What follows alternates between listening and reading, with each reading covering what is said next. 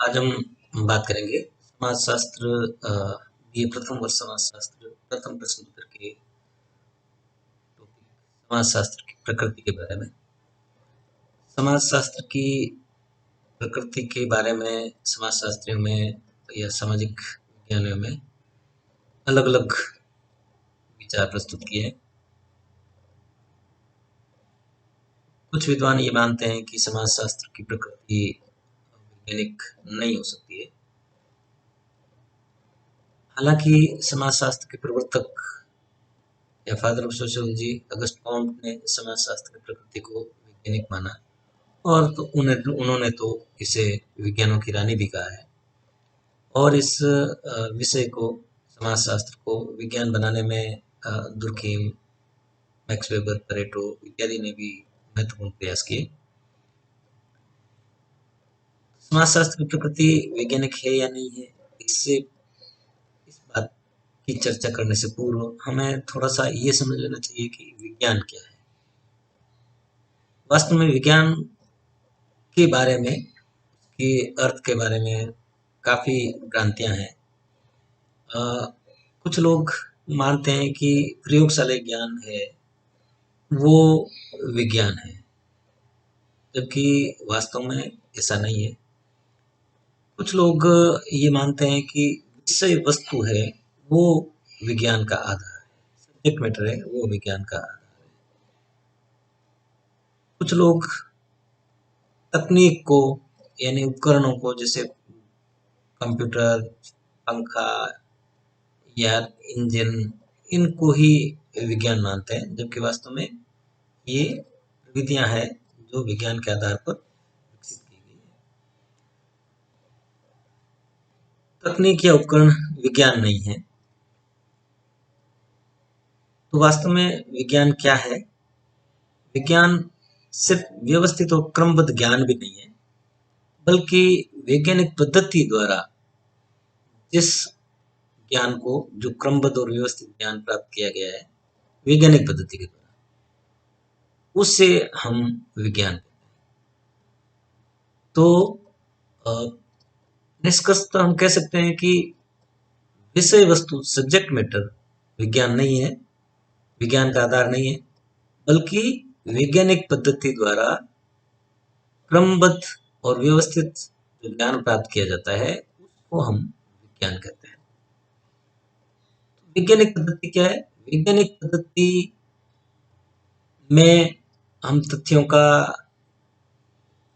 अवलोकन, निरीक्षण करते हैं, उनका संकलन करते हैं, उनका वर्गीकरण करते हैं, व्याख्या करते हैं और फिर सामान्यीकरण करते हैं। इस वैज्ञानिक पद्धति की विशेषता ये है कि इसके द्वारा तथ्यों को या सिद्धांतों का सत्यापन पुनः किया जा सकता है। इसके द्वारा प्राप्त जो ज्ञान है उसको वापस सत्यापित किया जा सकता है। वैज्ञानिक पद्धति द्वारा जो भी प्राप्त होता है ज्ञान है, उसमें निश्चितता होती है, डेफिनेटनेस होती है, उसमें वस्तुनिष्ठता होती है, ऑब्जेक्टिविटी होती है, उसमें व्यक्ति के विचार या व्यक्ति की भावनाएं, कल्पनाएं, मूल्य उसमें शामिल नहीं होते हैं, बल्कि जो तथ्य जैसे हैं उनको उसी रूप में अभिव्यक्त किया जाता है, उपयोग किया जाता है। सामान्यता यानी जनरलिटी, साधारणीकरण वैज्ञानिक पद्धति की एक महत्वपूर्ण विशेषता है। और पूर्वानुमान की क्षमता, ये भविष्यवाणी करने की क्षमता, ये विशेषताएं वैज्ञानिक पद्धति है। इस तरह की वैज्ञानिक पद्धति द्वारा जो हम क्रमबद्ध और व्यवस्थित ज्ञान प्राप्त करते हैं उसको हम विज्ञान कहते हैं। अब हम बात करते हैं कि समाजशास्त्र विज्ञान है या नहीं है, या समाजशास्त्र की प्रकृति वैज्ञानिक है या नहीं है। समाजशास्त्र सामाजिक विज्ञानों का सामाजिक महत्वपूर्ण सामाजिक विज्ञान है। तो जो समाजशास्त्र में या समाज विज्ञानों में समाज विज्ञानों की को विज्ञान होने के लिए जो विद्वान चुनौती मानते हैं या बाधाएं मानते हैं, उनकी हम चर्चा करते हैं कि वो कौन सी ऐसी बाधाएं हैं जिनके कारण कुछ विद्वान समाज विज्ञानों को, सोशल साइंसेस को विज्ञान नहीं मानते हैं या उनकी प्रकृति को वैज्ञानिक नहीं मानते हैं। विद्वानों का कहना है कि सामाजिक घटनाओं की जो प्रकृति है वो बहुत ही जटिल होती है। इस कारण से समाजशास्त्र या सामाजिक विज्ञान विज्ञान नहीं हो सकते हैं, या उनकी प्रकृति वैज्ञानिक नहीं हो सकती। दूसरी उनकी ऑब्जेक्शन है कि चूंकि सामाजिक घटनाओं तथ्यों की प्रकृति है वो व्यक्तिनिष्ठ होती है, वो अमूर्त होते हैं, इसके कारण उनका अध्ययन वैज्ञानिक पद्धति से नहीं किया जा सकता है। ये भी आपत्ति है कि सामाजिक घटनाएं तथ्य है उनकी प्रकृति गुणात्मक होती है, यानी उनका मेजरमेंट नहीं किया जा सकता है, उनको मापा नहीं जा सकता है, इसलिए भी वैज्ञानिक पद्धति का प्रयोग समाज विज्ञानों में नहीं किया जा सकता है। सामाजिक गतिशीलता को भी कुछ विज्ञानियों ने विद्वानों ने समाजशास्त्र की वैज्ञानिक प्रकृति में बाधा के रूप में चित्रित किया है। ये भी कहा है कि चूंकि समाज विज्ञानों में या समाजशास्त्र में पूर्वानुमान की क्षमता है वो नहीं होती है, या सीमित क्षमता है, इसलिए भी इसको विज्ञान की श्रेणी में नहीं रख सकते। लेकिन वास्तव में हमें इन जो भी आपत्तियां हैं उनका एक एक करके विश्लेषण करने पर हम देखते हैं कि क्या वास्तव में समाजशास्त्र विज्ञान है या नहीं। पहली आपत्ति है कि समाजशास्त्र के सामाजिक घटनाओं की जो प्रकृति है वो जटिल होती है। वास्तव में और ये बात सही है कि सामाजिक घटनाओं की प्रकृति है वो जटिल होती है प्राकृतिक विज्ञानों की तुलना में, और सामाजिक घटनाओं में जो व्यवस्था या क्रमबद्धता है वो काफी जटिल तरीके से आपस में गुंथित होती है। इसलिए समाज विज्ञानों में समस्या आती है। लेकिन वास्तव में सामाजिक घटनाओं की जटिलता अपने आप में वैज्ञानिक पद्धति के प्रयोग में बाधक नहीं है। सामाजिक घटनाओं की जटिलता एक सापेक्षिक संबोध है, यानी कि किसी घटना के बारे में यदि हमें जानकारी नहीं है, उसके बारे में ज्ञान नहीं है, तो वो हमारे लिए जटिल है। लेकिन यदि उसके बारे में हमें जानकारी हो जाती है तो वो घटना वो तथ्य सरल हो जाता है। या आज हमें किसी सामाजिक घटना के बारे में या सोशल फिनोमिनन के बारे में आज हमें जानकारी नहीं है, लेकिन कल यदि जानकारी हो जाती है तो वो सामान्य या सरल हो जाता है। तो जटिलता या सरलता एक सापेक्षिक संबोध है, और ये सामाजिक घटना की स्वयं की विशेषता नहीं है, बल्कि ये हमारे ज्ञान के स्तर को बताता है कि ये हमारे ज्ञान के सापेक्ष है। यदि हमारा ज्ञान उस सामाजिक घटना से संबंधित बढ़ा हुआ है तो वो सामाजिक घटना सरल हो जाती है, और हमारा ज्ञान उसके बारे में नहीं है तो वो जटिल हो जाता है। तो इस तरह से सामाजिक घटनाओं की जटिलता है वो अपने आप में बाधा नहीं है। और जैसे जैसे हम लोग सामाजिक संरचना के बारे में यानी समाज की ढांचे और प्रक्रिया के बारे में जानकारी प्राप्त करते हैं, वैसे वैसे सामाजिक घटनाएं भी हमारे लिए सरल हो जाती है, और हम सामाजिक घटनाओं की जो अध्ययन है वो वैज्ञानिक पद्धति के द्वारा बिल्कुल कर सकते हैं। दूसरा महत्वपूर्ण जो आपत्ति जताई गई है सामाजिक घटनाओं के बारे में कि ये व्यक्तिनिष्ठ होती है और अमूर्त होती है। वास्तव में व्यक्तिनिष्ठता या वस्तुनिष्ठता प्राकृतिक विज्ञानों की तुलना में सामाजिक विज्ञानों में एक समस्या उत्पन्न करती है, क्योंकि प्राकृतिक विज्ञानों में हम जिन घटनाओं का जिन तथ्यों का अध्ययन करते हैं उसके प्रति हमारा कोई निश्चित लगाव नहीं होता है, न ही उनके बारे में हमारे विचार होते हैं, न ही उनके बारे में हमारे कोई मूल्य और भावनाएं होती है। इसलिए उन घटनाओं का अध्ययन करना आसान रहता है। लेकिन वास्तव में घटनाओं की प्रकृति वस्तुनिष्ठ या व्यक्तिनिष्ठ नहीं होती है। ये अनुसंधानकर्ता की समस्या है कि वो सामाजिक घटनाओं को व्यक्तिनिष्ठ तरीके से अध्ययन कर सके, उनके तथ्यों का संकलन कर सके, और अध्ययन की किसी भी परिस्थितियों में वो वस्तुनिष्ठता का प्रयोग करें।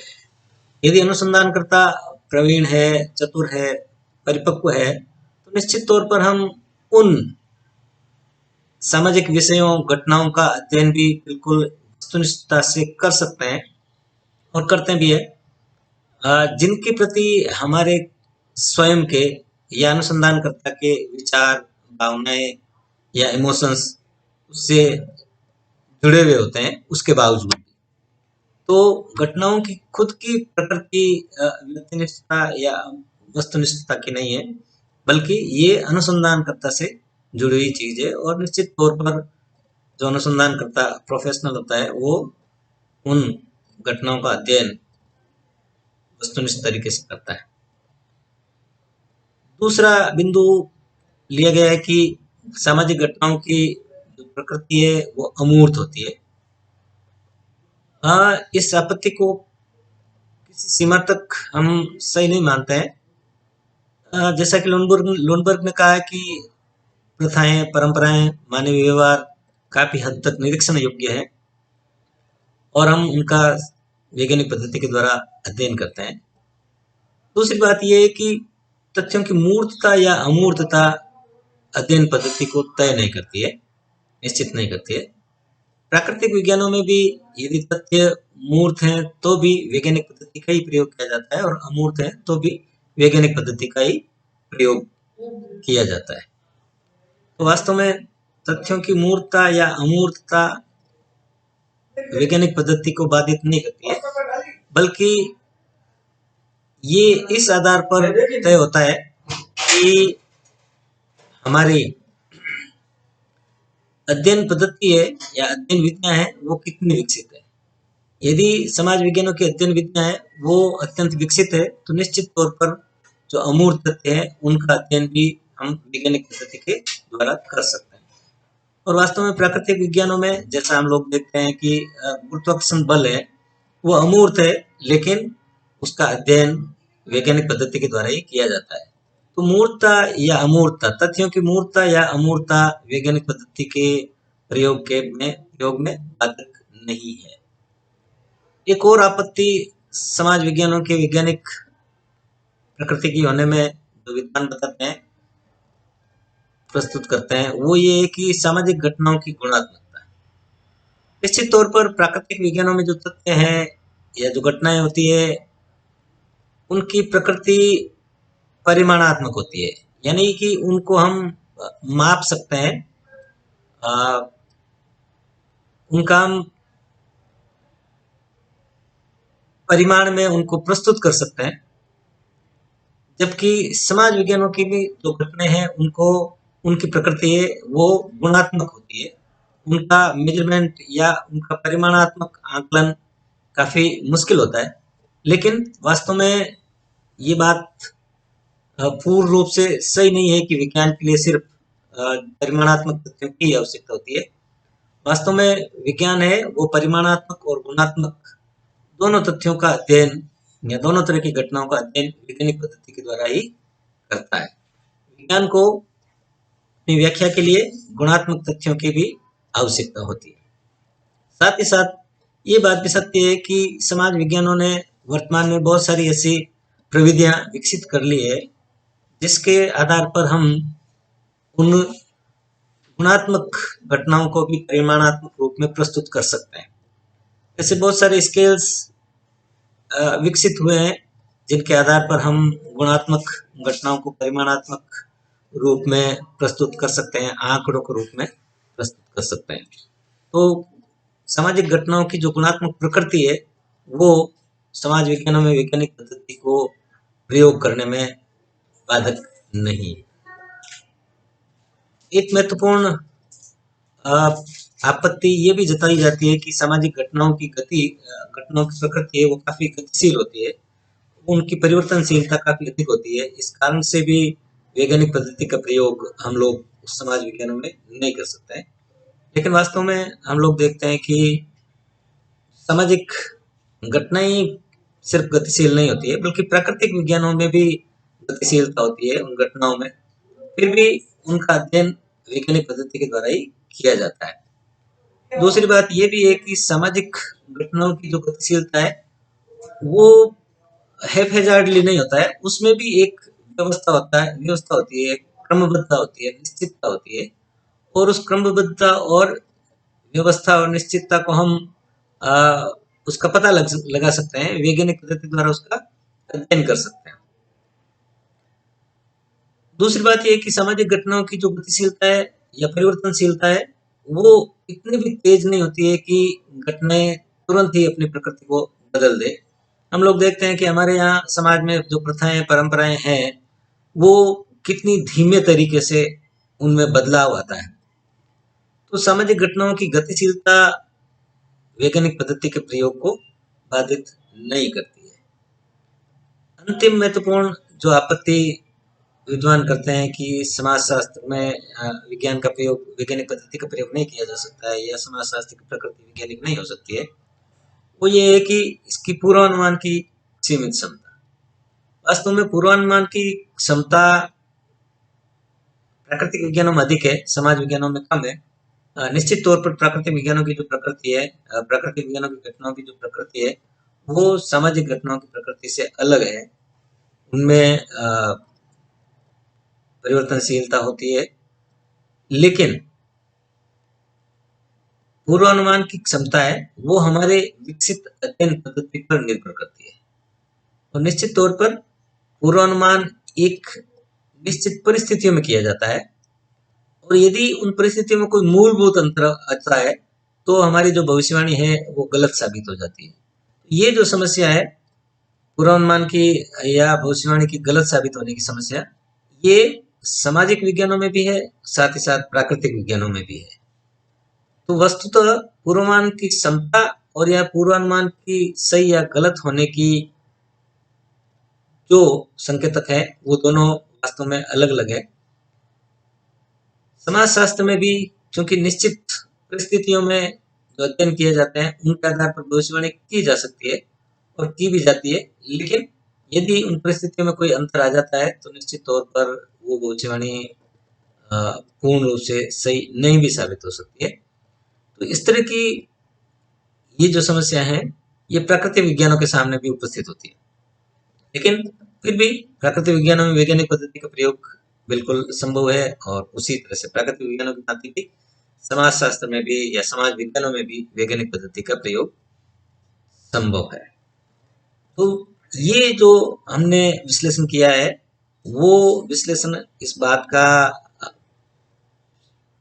आधार है कि समाजशास्त्र या समाज विज्ञानों में वैज्ञानिक पद्धति का प्रयोग किया जा सकता है और समाज विज्ञानों या समाजशास्त्र की प्रकृति है वो वस्तुतः वैज्ञानिक प्रकृति है, उसमें भी वैज्ञानिक पद्धति का प्रयोग करके ही अध्ययन किया जाता है। अब हम लोग थोड़ी सी बात करेंगे कि समाजशास्त्र की वास्तव में प्रकृति किस तरह की है। तो समाजशास्त्र एक सामाजिक विज्ञान है, न कि प्राकृतिक विज्ञान। समाजशास्त्र में जैसे कि हम लोग जानते हैं कि सामाजिक घटनाओं, तथ्यों, संबंधों, सामाजिक संबंधों का अध्ययन किया जाता है, जबकि प्राकृतिक विज्ञान में हम लोग देखते हैं कि प्रकृति एवं उससे घटकों का अध्ययन किया जाता है। समाजशास्त्र एक निरपेक्ष विज्ञान है, न कि आदर्शात्मक विज्ञान। समाजशास्त्र क्या होना चाहिए इसका अध्ययन नहीं करता है, बल्कि क्या है इसका अध्ययन करता है, वास्तविकता का अध्ययन करता है। समाजशास्त्र विशुद्ध विज्ञान है, व्यावहारिक विज्ञान नहीं है। यानी कि समाजशास्त्र में ज्ञान के लिए ज्ञान की प्राप्त किया जाता है, वो ज्ञान को अप्लाई नहीं करता है, लागू नहीं करता है। जिस तरह से फिजिक्स भौतिक विज्ञानी है वो भौतिक विज्ञान के सिद्धांतों को समाज में लागू नहीं करता है, बल्कि इंजीनियरिंग उससे संबंधित है, वो उसको व्यावहारिक रूप में लागू करती है। उसी तरह से समाजशास्त्र एक विशुद्ध विज्ञान है, न कि व्यावहारिक विज्ञान है। समाजशास्त्र निश्चित तौर पे सामाजिक संबंधों का अध्ययन करता है और सामाजिक संबंध अमूर्त है, इसलिए समाजशास्त्र भी तुलनात्मक रूप से अमूर्त विज्ञान है, न कि मूर्त विज्ञान। समाजशास्त्र एक सामान्यीकरण का विज्ञान है, विशिष्टीकरण का विज्ञान नहीं है। कि समाजशास्त्र में क्रांतियों का अध्ययन किया जाता है, न कि रूसी क्रांति या फ्रांसीसी क्रांति का अध्ययन किया जाता है, बल्कि सामान्य रूप से क्रांति की क्या प्रकृति है, क्या परिस्थितियां हो सकती है, क्या परिणाम हो सकते हैं, क्या घटनाएं घट सकती है, उन इस तरह से वो क्रांति एक सामाजिक प्रघटना के रूप में उसका अध्ययन करता है, न कि किसी विशिष्ट क्रांतियों का अध्ययन करता है। समाजशास्त्र निश्चित तौर पे तार्किक और प्रयोग सिद्ध विज्ञान है। अवलोकन का प्रयोग किया जाता है, संकलन की विधियां हैं, वो वैज्ञानिक है। तो समाजशास्त्र एक सामान्य विज्ञान है, न कि विशिष्ट विज्ञान है। समाजशास्त्र में समाज के सभी पक्षों का आर्थिक, सामाजिक, राजनीतिक, धार्मिक, सांस्कृतिक सभी पक्षों का अध्ययन किया जाता है। ये विशिष्ट विज्ञान नहीं है, जिस तरह से अर्थशास्त्र में केवल समाज के आर्थिक पक्ष का अध्ययन किया जाता है, बल्कि समाजशास्त्र में समाज के सभी पक्षों का अध्ययन किया जाता है। इसलिए ये एक सामान्य विज्ञान है, न कि एक विशिष्ट विज्ञान। धन्यवाद।